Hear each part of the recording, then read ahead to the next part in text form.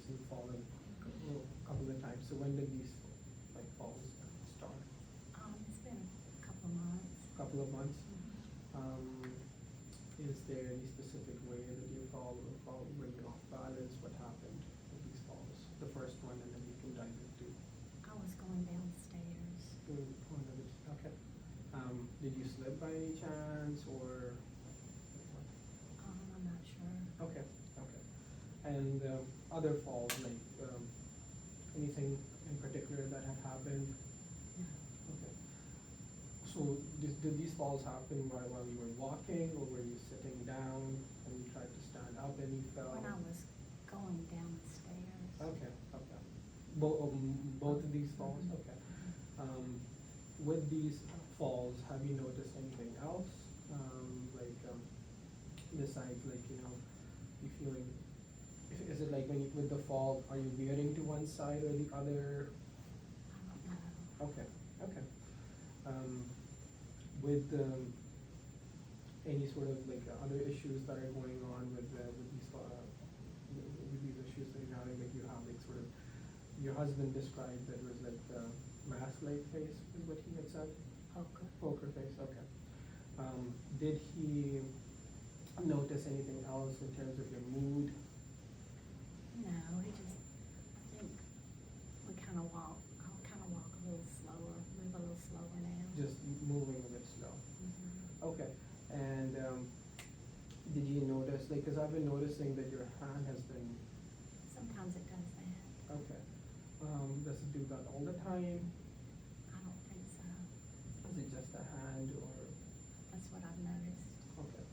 Does it get particularly worse at a particular time of day or anything like that, or is it just I not guess- noticeable for you and then? I guess mainly when I'm resting, like just sitting here. Okay, okay. And when did that start? It's been a while, How long? maybe a year. Okay. And so the hand shaking or the tremors started a year ago and the fall started happening 3 months ago. Mhm. With these falls, have you noticed, with all of these symptoms, have you also noticed any other issues with your memory, perchance? No. No, okay. Are you, or has anybody seen or pointed that out, that you've been talking to somebody that is not there, or No. anything like that, or any sort of visual, like sort of changes you've noticed, any weird shapes or colors or anything like that? No. Okay. And with did you notice like any other issues, like any fevers or chills or anything like that? No. Okay. What other like medical conditions do you have? My medical diagnosis, they said I had hypertension and diabetes about 10 years ago. Okay. Are you taking medications for it? I do. Okay. Do you smoke? No. Do you drink alcohol?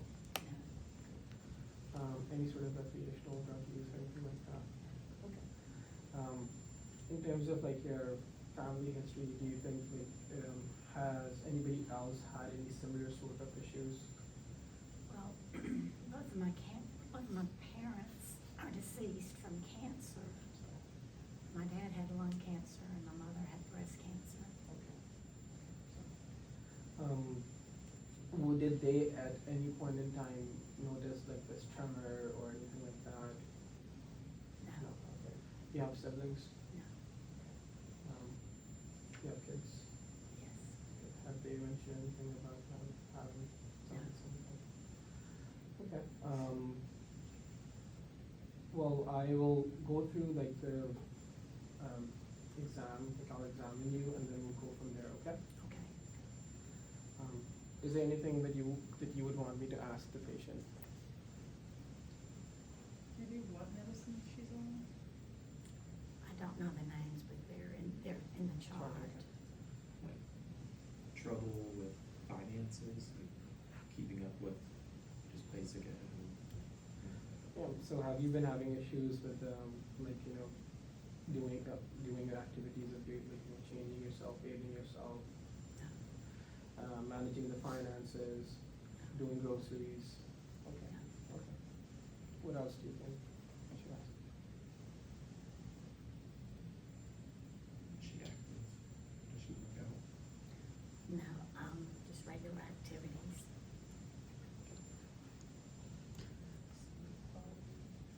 Make it easier on your classmates. When you ask questions, be forceful. Yes, that's an important question. So, how has your sleep been?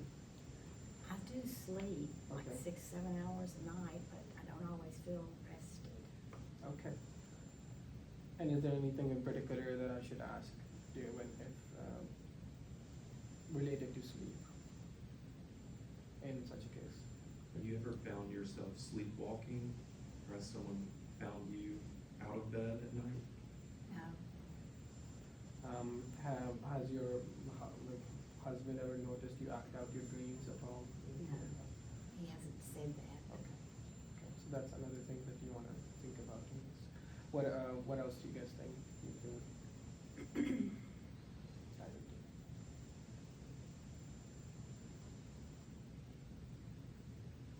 Depression or anxiety. Yeah, so the mood changes I had asked initially, but yeah, that's pretty important in somebody that is presenting with this sort of picture. Okay, and we can dive into the exam, I think, afterwards. Yeah, I mean, the only other thing that I would add is, remember, some of your social history can be important. You asked about past medical history, but specifically history of head traumas. Yes. And occupational history. She doesn't, to me, look like a welder, but if she had been, that could be important to us. Yeah, so head traumas, yeah, and. Manganese Yeah. toxins. Any history of head traumas? No. Yeah, so the main sort of thing, like somebody that presents with like, so she's been having falls. She had 2 in the past 3 months, and then a year ago, the tremor had started. So it's important to sort of delineate what else is going on, and then if there's certain triggers, if there are mood symptoms, if there's cognition issues, you think about a specific diagnosis, or you wanna, because you wanna narrow down your differential just based off of the history itself. But now I'll dive into the exam, and we'll go from there, okay? So just one comment before you do the formal exam. So remember, when I did the exam demo, I said the neuro exam actually begins before the patient even sits down. So as Ms. Paris was walking into the room, you were observing things, right? And already formulating a hypothesis for what was going on. So what have you observed so far before doing the actual physical exam? What have you, what are some things that stand out to you so far? Or walking. Sure. Yeah, shuffling gait.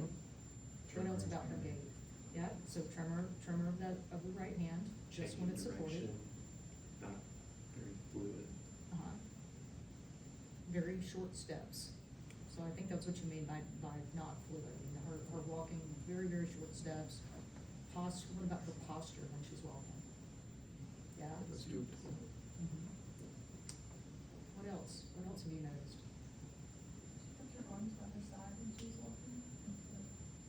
Mhm. Good, reduced arm swing.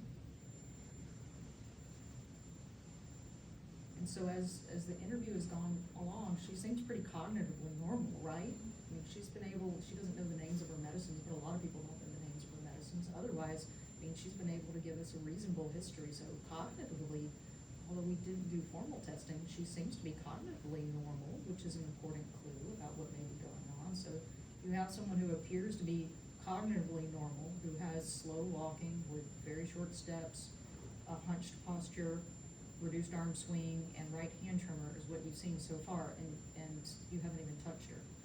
So, I mean, that's the power of beginning the exam, the observations, as soon as someone walks in. So yeah, and I think like that sort of already clues you in on what's likely going on. And then from an exam, I can run through, but I guess like I won't run through the full physical exam. I'm sure like you guys are aware of that, and when you guys will rotate with us and as an like M3s, like I'll dive further.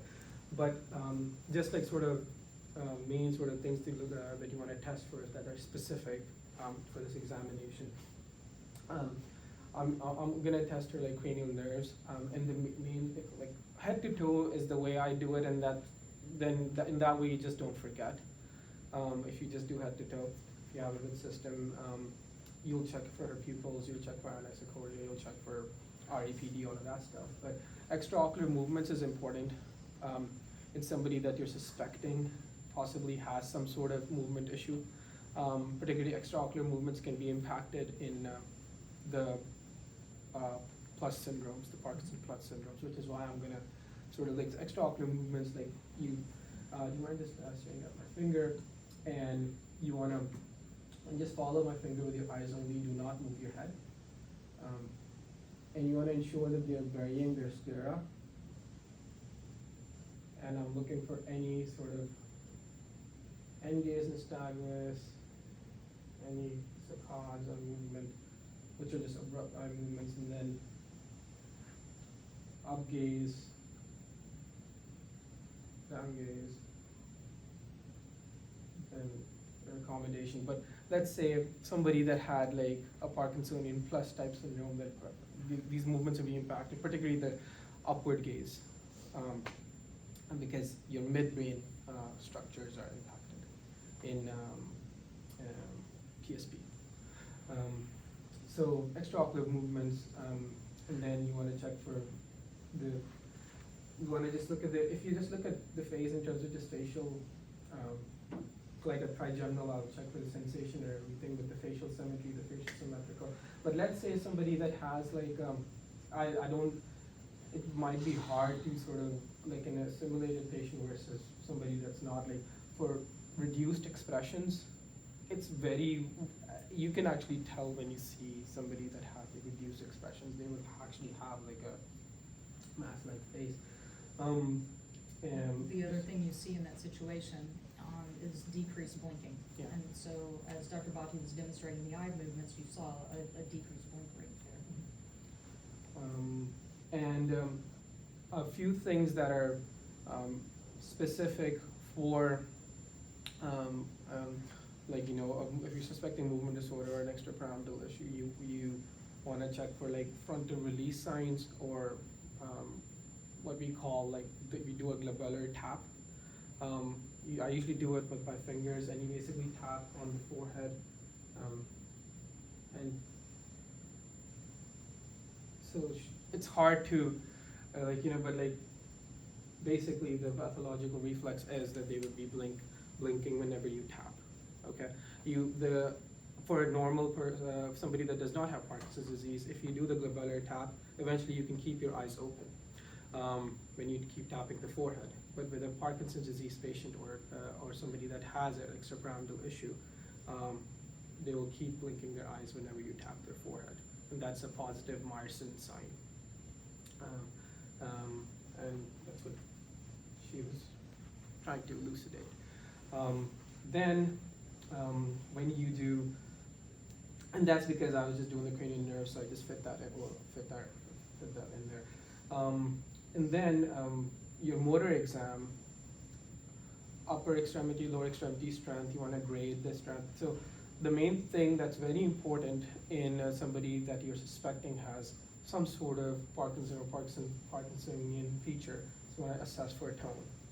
And tone, you want to ask the patient, like, you know, can you let your arms go completely floppy for me, relax your arms, let me take the full weight of your arm, okay? And you want to, so you want to, you know, extend, flex, and you want to notice for any sort of hypertonia, any sort of rigidity, and she already is giving me some rigidity here. Then you want to check for cogwheeling, and she does have cogwheel, or like trying to sort of, and with something that is very interesting when testing for tone is, like, you would hear rigidity versus spasticity. And with spasticity, like, spasticity is more velocity dependent, in the sense that when you try to sort of like do it more, like at an increased amplitude, at an increased velocity, you will, in a way, you would worsen the spasticity and they would resist you more. Whereas with rigidity usually stays the same or can fluctuate if you, and you can overcome it. And that's the whole, and that's something that we sort of talk about when we say cogwheeling. So the patient has some cogwheeling in each for both arms. You will also do the same for the legs in terms of testing for tone. And then your strength, the power exam, like I'll probably, like, you know, you just grade it out if I check all the muscle groups, okay? I want to focus on like the cerebellar sort of findings. Okay, so testing for the I'll do finger to nose. Okay, so with this index finger, touch your nose and then touch my finger. Okay, can you guys see? Awesome. Can you get on the other side? Okay. Great. Okay. So do you notice something like the essentially the tremor goes away on movement? Can you do the same with the other hand?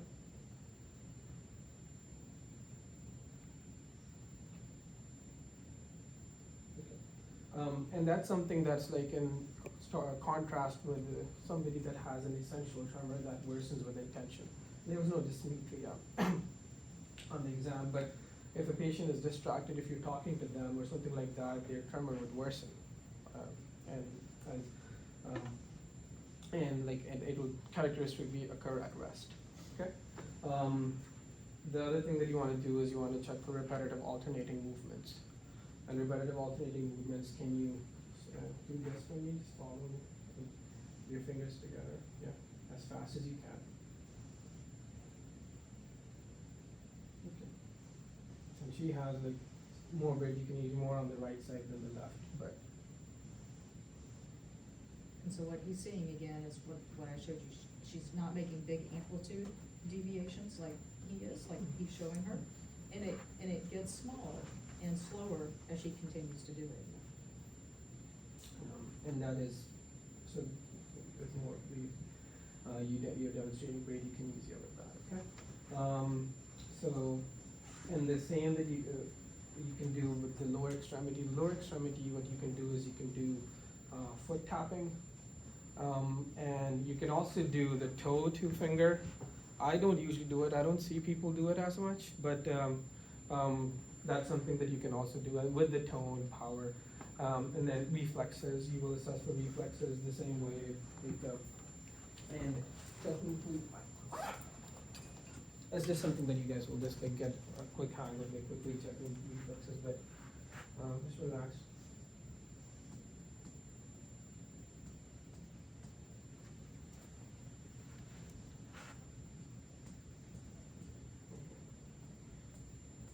I think she's pretty symmetric, 2 parts.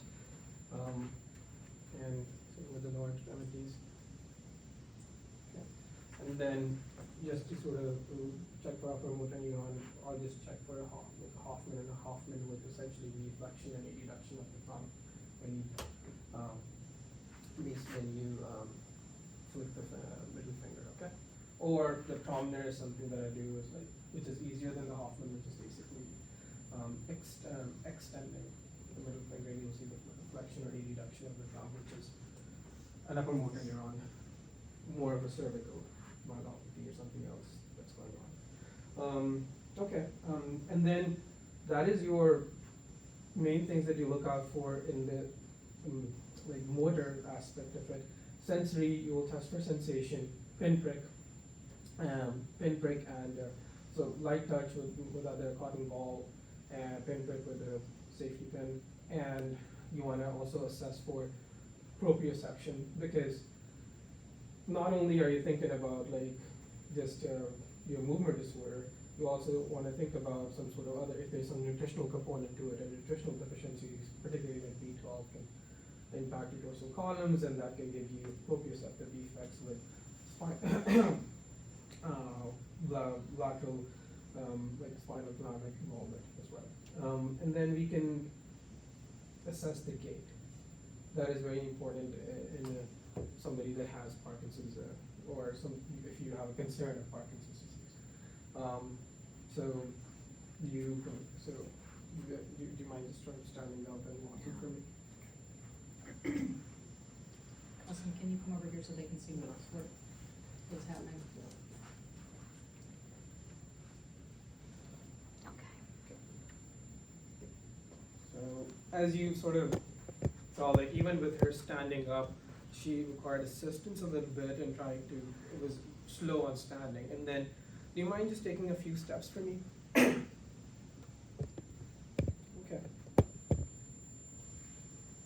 So short steps, slow steps, slow movement in general, more of a shuffling type picture. Posture is to, arms are on the side, okay? Do you mind turning for me? Okay. And that's more like more steps, and then turns on block, and then comes back, and then you can do, can you do this for me?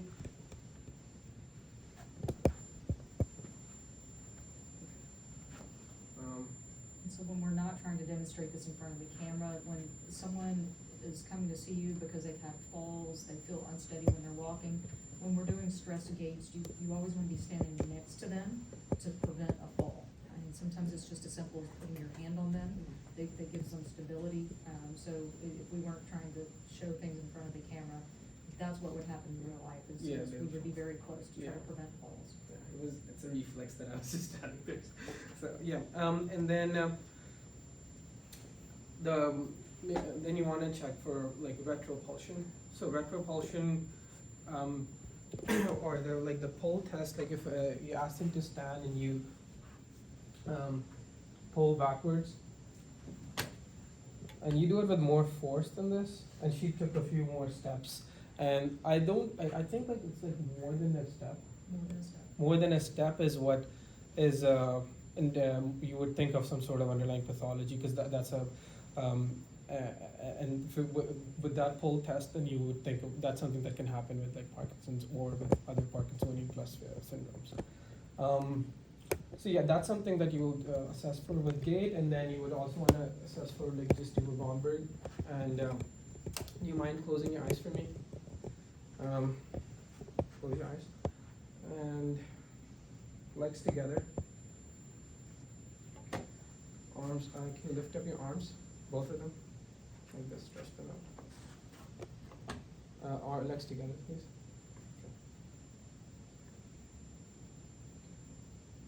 Ideally, you do this for like 30 seconds. And if they veer to one side or the other, or if they're falling backwards, that's what, like, and you're essentially checking for sensory ataxia here. You can open up your eyes for me. I can sit back there. And I think that's sort of the main things that you look out for in somebody that you're suspecting has a movement disorder, particularly Parkinson's or Parkinson plus. Retropulsion is very important, checking for tone. Tone, rigidity, you want to check for rigidity because that is within the criteria itself. But rigidity, cogwheeling, your glabellar tap, Marson sign, and then checking for repetitive alternating movements to see if there's any bradykinesia. And then the exam usually always begins whenever you basically go in the waiting room and call the patient, and you see them walk to the. And that way you can evaluate their gait pretty well. And that's sort of it. Do you guys have any questions about anything else that you want to clarify?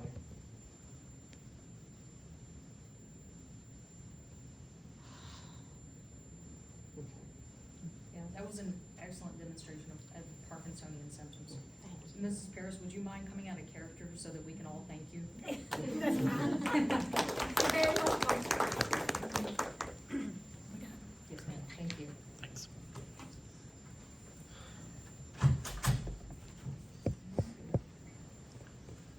Do we want to ask for volunteers? Yes. Or do you Well, let's start with volunteers. Does anybody want to give a shot to an exam?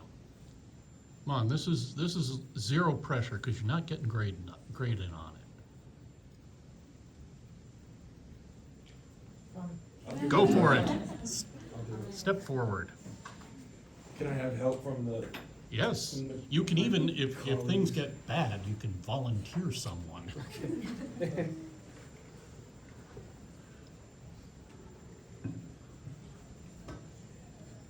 Doing it alone?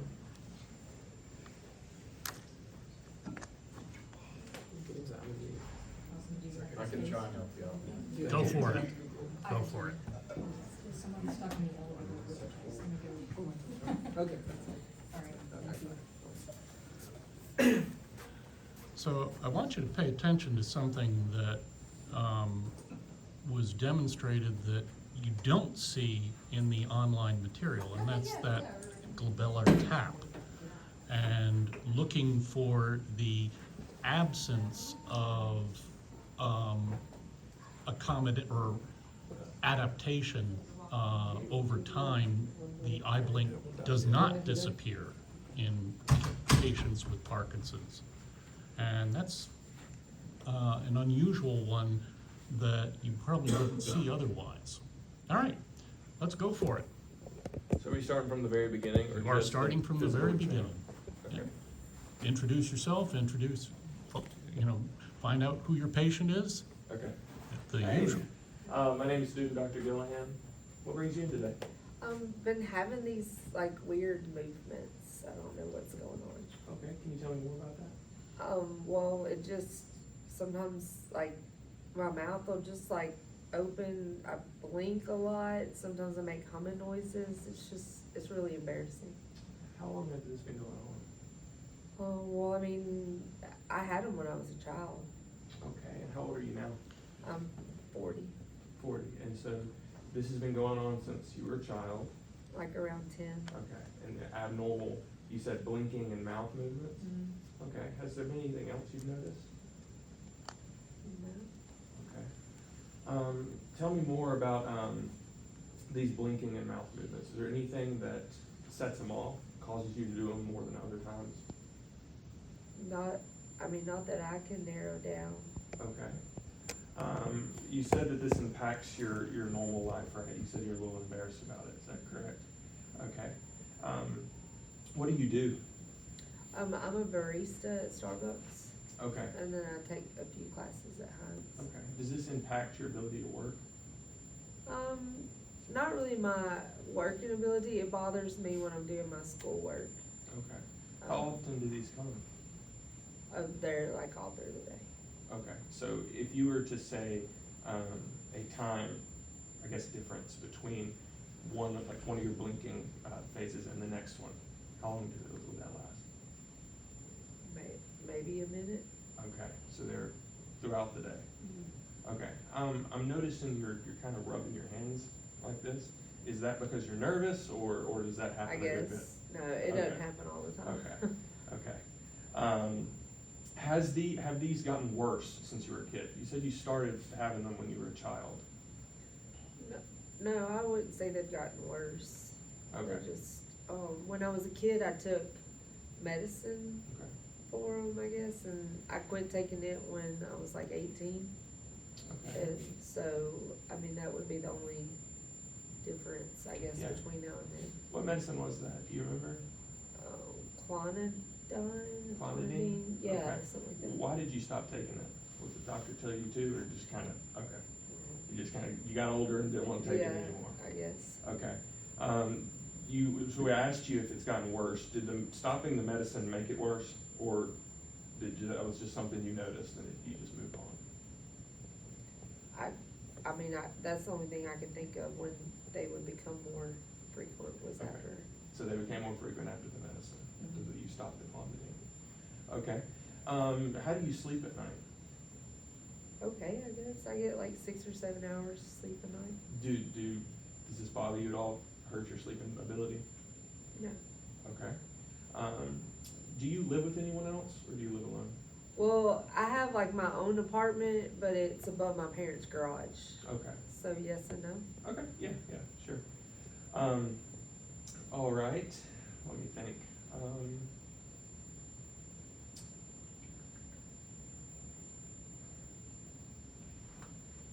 Anybody else? I think like you asked pretty good questions. Like, so if she's having like, you got like some history in terms of she's having some motor tics or something like that, right? So what else is she, what other tics is she having? So, I'm noticing that you said you have blinking issues, right?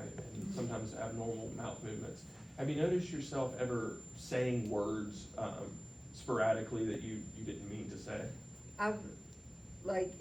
I have done that in the past, not so much right now, but in the past I have, like, I'd yell out like cuss words and stuff. Okay, and those were, you did not mean to say them, they just kind of happened, okay. Have you ever, and with these tics, or these things that are kind of going on, whenever, can you feel them about to happen?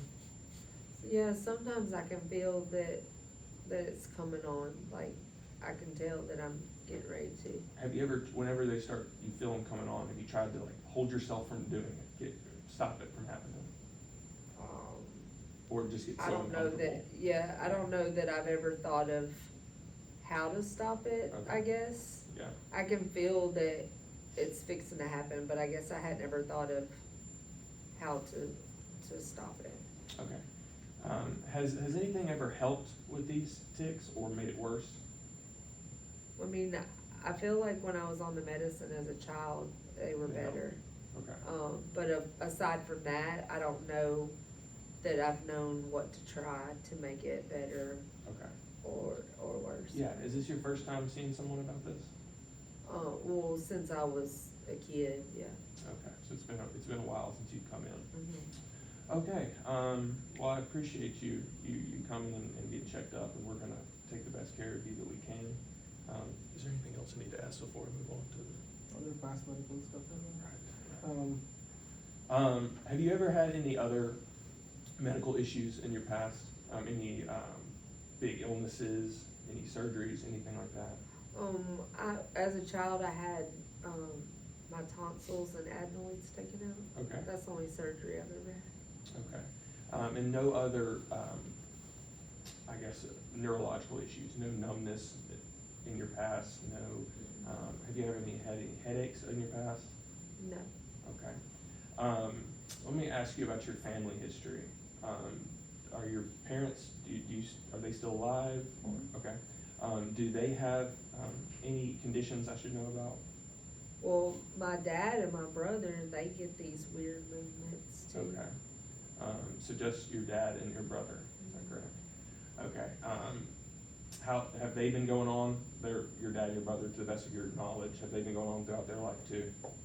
Yeah, I mean, as long as I've been around, Okay, okay. Do you have any children? No. Okay. So, anything else? No, I think like you did a pretty solid job. Okay. The only thing you might wanna ask is medications. Medications. Taking anything. So you told us about the clonidine that you stopped when you were 18. Is there any other medications you're on right now? No. Nothing else? Okay. So you said we've got the tics and things going on, and the only thing that you know of in your past history, medical-wise, is your tonsils being removed? Yeah, Is and that correct? adenoids. And adenoids. Okay, no other issues or anything? Okay, and just to kind of go back and make sure we got everything, the tics that you've noticed have been with your mouth kind of moving to the side, maybe some abnormal blinking, and then you've occasionally yelled out some curse words and things you didn't really mean to say. And then I hum a lot too. You hum a lot, Mhm. okay. So the humming, is that like a continuous, is that just like humming for a minute or two and then stopping? Like seconds. Okay, So seconds. just be a. Okay. Is there anything, do you blink or move your mouth when you hum, or they come independently of each other? The three kind of just do their own thing. Okay. All right, well, we're gonna move on to our physical exam. So, in this, we're just gonna test some things, to rule out, other possible causes and try to get a better, understanding of what's going on. Is that okay with you? Yeah. Excuse me one sec, let me just interject. do you smoke tobacco? No, Do you Alcohol. drink alcohol? no, Do you consume any recreational drugs of any kind? no, Okay. And you don't borrow anybody else's medications? no. Okay, good. Just checking. Yeah. When you're asking about substance use, you want to be, you want to be very careful to make sure you're as non-judgmental as possible. So you notice I didn't ask about illicit drugs. I asked about recreational drugs. And I didn't ask, do you use other people's medication? I said, do you borrow other people's medication? Again,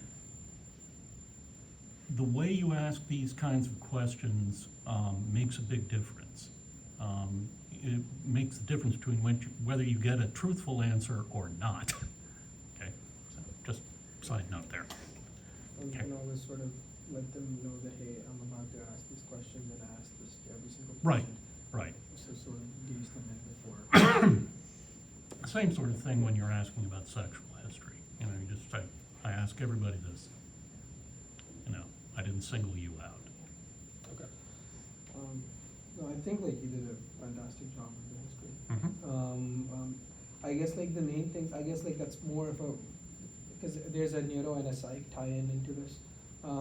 With patients that like have like tics and things of that nature, they usually, probably you can ask this like, you know, in the presenting complaint, but tic disorders have associations with OCD and with somebody that OCD, and I think there's also, I'm not sure, but I think mood disorders as well Yep. are Yep, they do. associated with tic disorders, and that's something that you can also dive in. That in the past, have you had any mood issues in the past, and do you have any sort of ritualistic behaviors? So not, you don't say ritualistic, but you want to say that, okay, do you have any sort of thoughts, and do you do anything to sort of alleviate that, or any sort of routine-esque behaviors that they do? Right.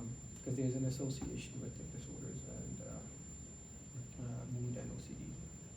Usually those patients are very perfectionistic or are very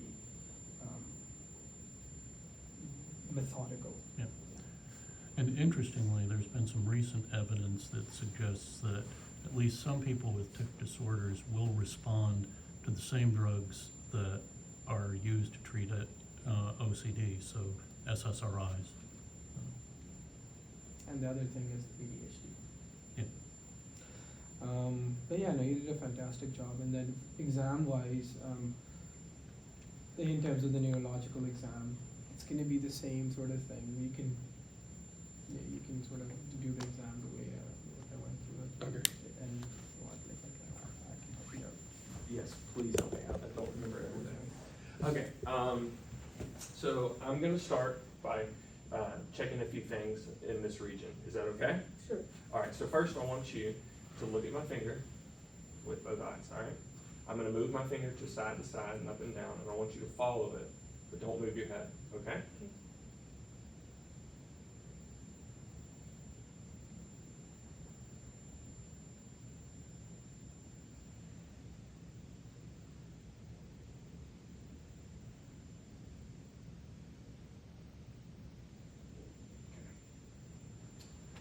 Thank you. All right, so. Trying to think of another one of the facial ones. So 3, 4, 6, and then. We did the um, eyes. Yeah. I can't test smell. Do I touch, do I test trigeminal? Yeah, you do. I mean, like, essentially, so trigeminal, you're gonna check V1, V2, V3, Okay. okay? And, yeah, but you can do light touch and short touch, but I usually just do light touch quickly, just a quick overview. Okay.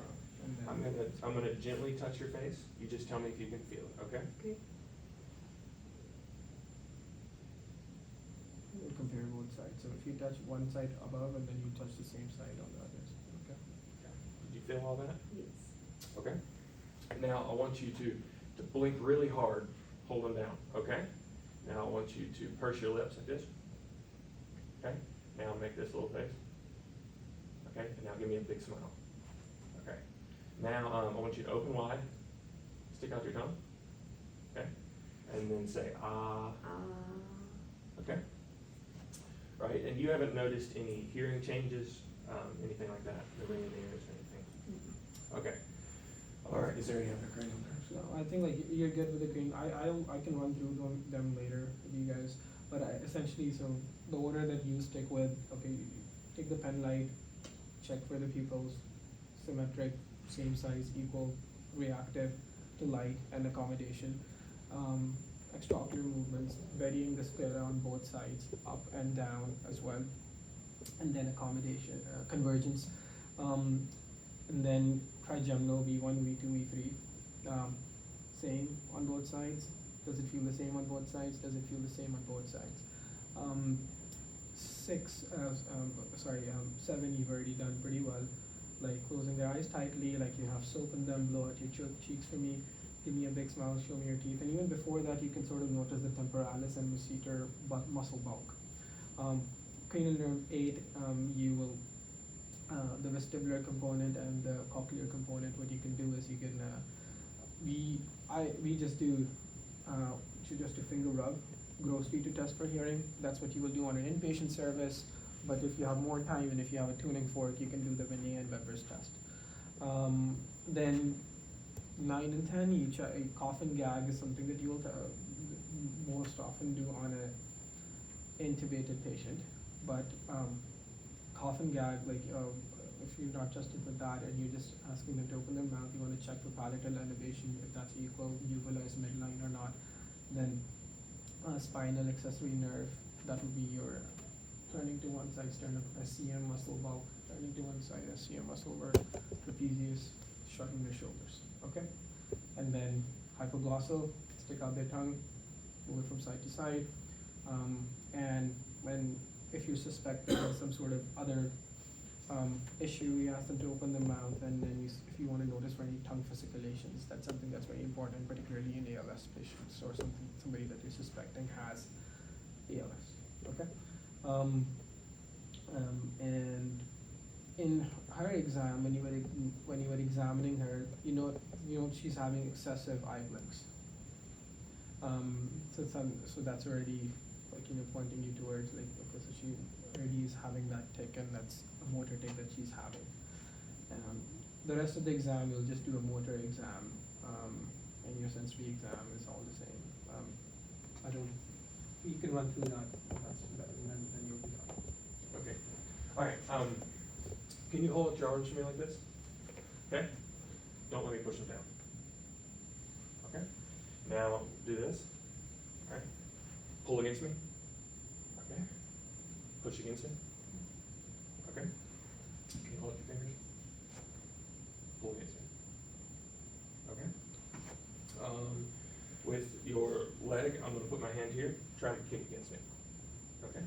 Now try to pull it back. Okay. Same here. Kick against me. Okay. Try to pull it back. Okay. I want you to. Can you lift up your foot like that? Pull against me. Okay. Try to push it down. All right. Same here. Okay. Push down. All right. I can try to do sensation. Is that necessary though? I mean, like you can do it, but like it's not obvious. You'll run through the full exam regardless. In a in an outpatient setting, regardless of if you have a diagnosis, a clinical diagnosis, you will still do the full exam. So you will run through the motor exam. You will run through the sensory exam. Obviously, it won't be as you probably won't do everything right down to a T, but you will still test grossly for everything. And that's just because you want to ensure there's nothing else going on. Sensation wise, you can check the dermatomal distribution. You can either do check you just assess for light touch, like on the sides, comparing both sides, here, on the sides and legs, and short touch.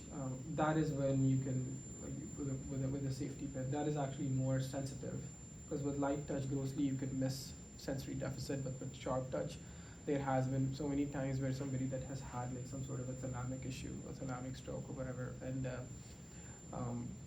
their light touch sensation sometimes this is for a chronic, long-term, somebody has an old remote infarct, a lot of the thalamus, and their light touch seemingly is normal, but when you do a pinprick, you can properly check that, oh, actually they have a sensory deficit.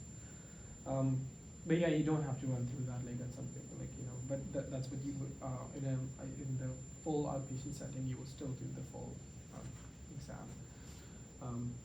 But one thing you wanna just check for is, again, the tone and how would you assess for tone? Okay. I want you to let your arm go slack, let it rest it completely on mine, okay?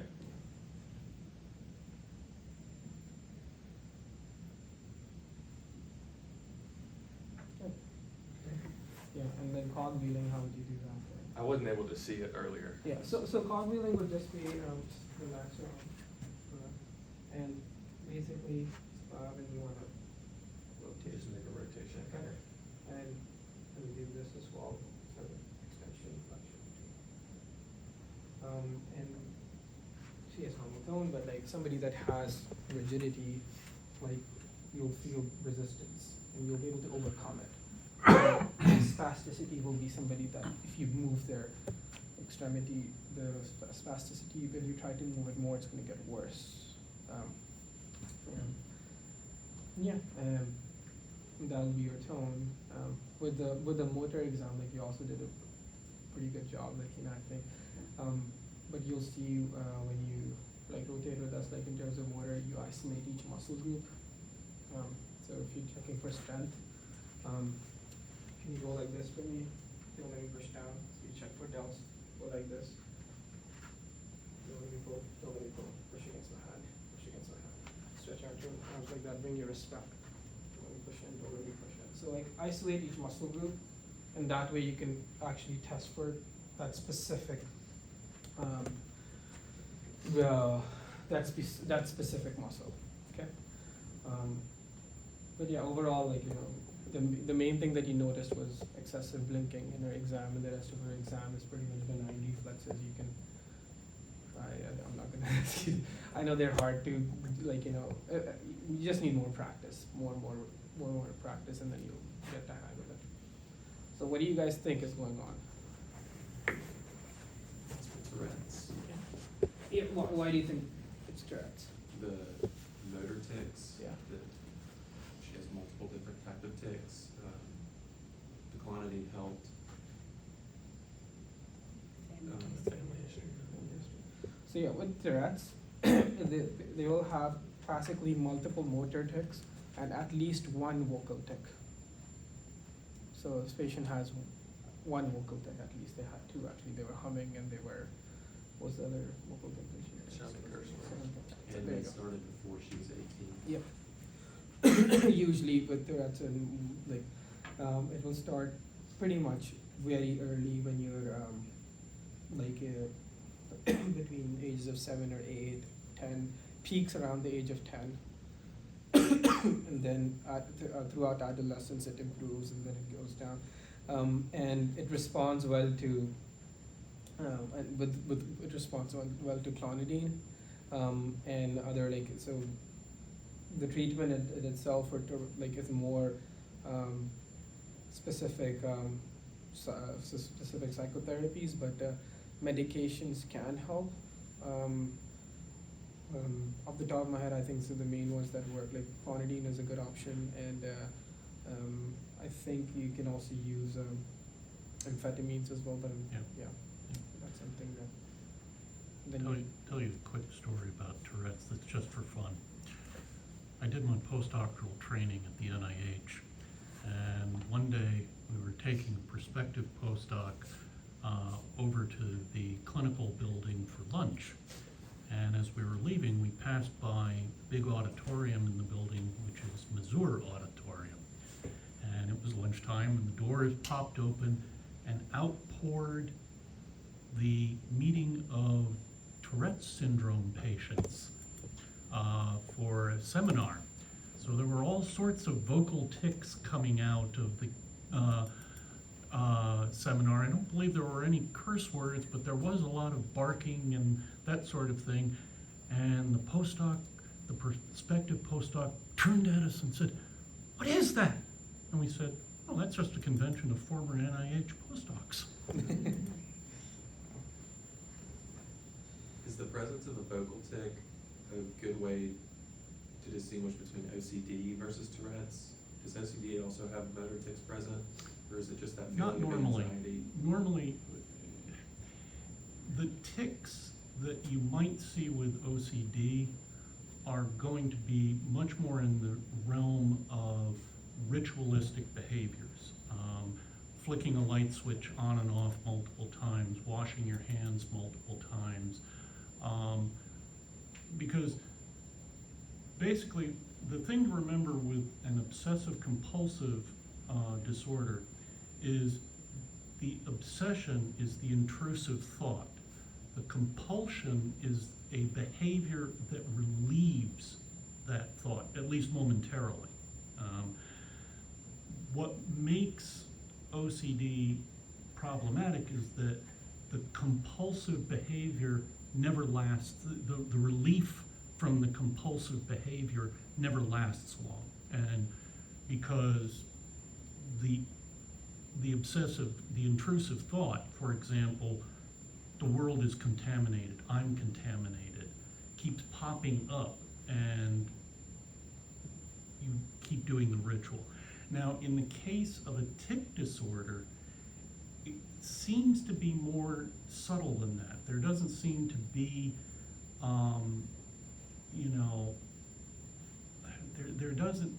there is often not an identifiable intrusive thought. There's just an awareness that the compulsive behavior is coming. The script said that I was very meticulous and liked my things in order. Right. But Also remember, there's a difference between obsessive compulsive traits, obsessive compulsive personality disorder, and obsessive compulsive disorder. Obsessive compulsive disorder is characterized as ego dystonic, which in psych speak means it's unpleasant to the patient to experience. Obsessive compulsive personality disorder, by contrast, is ego syntonic. The patient doesn't perceive it as a problem. They perceive everybody else as a problem, but not themselves. Obsessive compulsive traits is what you all have, because you couldn't have made it to medical school if you didn't have some of them. That doesn't make it a disorder, it just makes it something you've capitalized on to get where you are today, okay? So, again, my little pitch for the psych side of things. What can I say? It's what I do. Okay, any other questions? You've all been great, and you've really participated, so I'm really pleased with that. And again, out of character, thank you so much. You did a great job. All right. So yeah, probable Tourette's syndrome. You've got a couple of known treatments. And as I say, the SSRI idea, it's hypothesized. So far, I don't think I've seen any controlled trials that have really demonstrated efficacy. So, it's been kind of off-label use, and hey, it worked, which is like off-label use of drinking water. Hey, I drank water and it got better. So what? Anyway, thank you so much. All right. Okay. We are good to go, folks. And